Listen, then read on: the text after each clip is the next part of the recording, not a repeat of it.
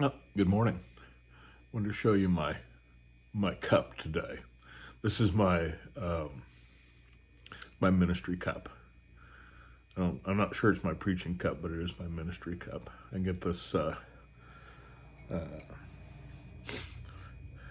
when I start a new ministry. This is my reminder to myself and a message I like to share with all of you. This place that we are. It's like being hanging on to the edge of the page as a page in history turns. I think about the movie The Titanic, when the romantic characters are waiting for the ship to sink, and they're clear on the stern of the boat, holding on to the rail, and anticipating the ship's going to move this way, then that way, and what to do to survive this sinking of the Titanic. I was sitting there while I was remembering the story. It's Leo DiCaprio and I can't think of her name. Beautiful actress, wonderful actress, that plays the romantic female lead in that movie. Yeah, you're shouting at me. I know you know the name. I wanted to talk this morning. Let me set my cup down so the cats don't get it. I want to talk this morning about our reading from the Psalms. If you have been following the common lectionary, that you have noticed that there are it's multiple choice lectionary. There's a couple of Psalm selections and a couple of Old Testament selections and a couple of gospel. I think there's a couple of gospels anyway, and then out of the epistles as well. And so it's one of those times where a preacher gets to choose which one of those. And so of the Psalms that were available this week, that I have looked at Psalm 123. I have it here in my hand today. And I read this thing and I just said, man, this is timely. And then this morning I looked at this in the Message. The Message is a paraphrase scripture. It's not a translation per se, but a paraphrase, and tries to put this in a common vernacular for people like you and me. This is what it says. This is Psalm 123 in the Message, and the editor has put a title on this that says A Pilgrim's Song. It says, I look to you, heaven-dwelling God. This is a pilgrim. A pilgrim is somebody that recognizes that they're on a journey. And maybe, you think about pilgrims taking a pilgrimage and going to the Holy Land, for instance. But this is a broader kind of definition of pilgrim, recognizing that we're all on this journey called life, that we start with birth, we end with death, we transition through this thing called life, where we have experience and we age, and we live in a physical body, and then we go on to the next thing. So we are on a journey. All of us are on a journey, whether you've never been more than 50 miles from home or you've traveled the world, we're all on this journey called life. And so this pilgrim song is this in 123 is a plea to God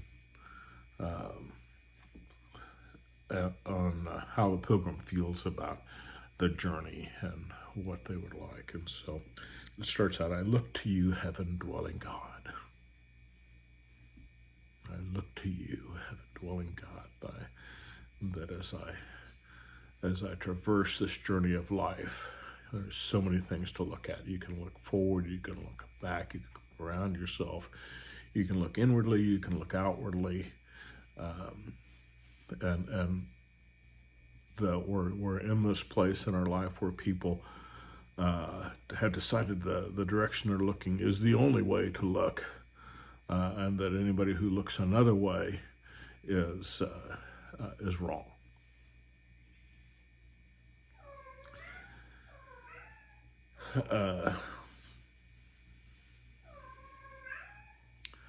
It's pretty limiting. I mean, it's really helpful to just kind of go around and look over somebody's shoulder to see other people's point of view. But if we're going to pick a place that is the right place to look, then we look toward God. So he says, I look to you, heaven, dwelling God. Look up to you for help. And you're sitting around drinking coffee in a sidewalk cafe before the pandemic, and everything seemed to be okay, and have this intellectual conversation about God. Does God exist? If God exists, what is that existence like? And have these deep theological conversations. But when we need help, and there's an Excedrin commercial some years ago that said nobody's headache is small when it's their own. We need help when we're in the hospital emergency room, when we're at the police station, when the phone rings at 2 o'clock in the morning. As the saying goes, there are no atheists in foxholes.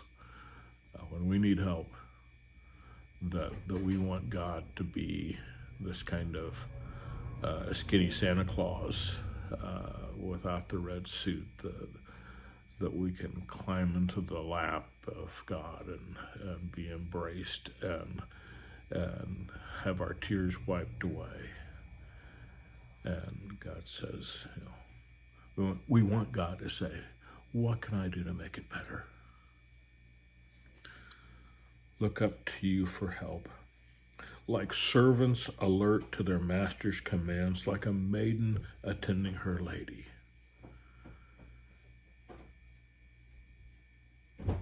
We are not equals with God.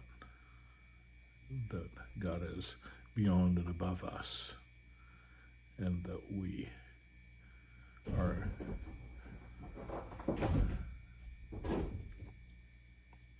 subject. There you go. That's the word. We are subject to God's will. So we open our eyes wide to see, what is that? What is that God would have us do? We're watching and waiting, holding our breath, awaiting your word of mercy. Of mercy, not judgment,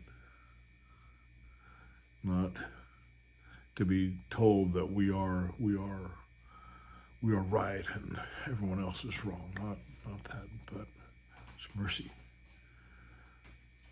We're looking to be, like I said, picked up, held, hugged, have our boo-boos kissed.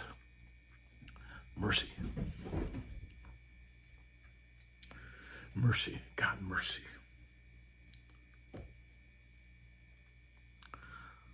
Let's just go back, and we're almost to the end of it. I look to you, heaven-dwelling God. Look up to you for help, like servants alert to their master's commands, like a maiden attending her lady. We're watching and waiting, holding our breath, awaiting your word of mercy. Mercy, God, mercy. This is the part that just, I said, oh man, I got to read this. We've been kicked around long enough, kicked in the teeth by complacent rich men, kicked when we're down by arrogant brutes.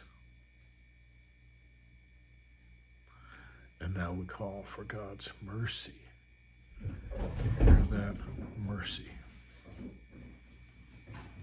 All right. We're going to talk about, later today, we're going to talk about fear a little bit. See you then.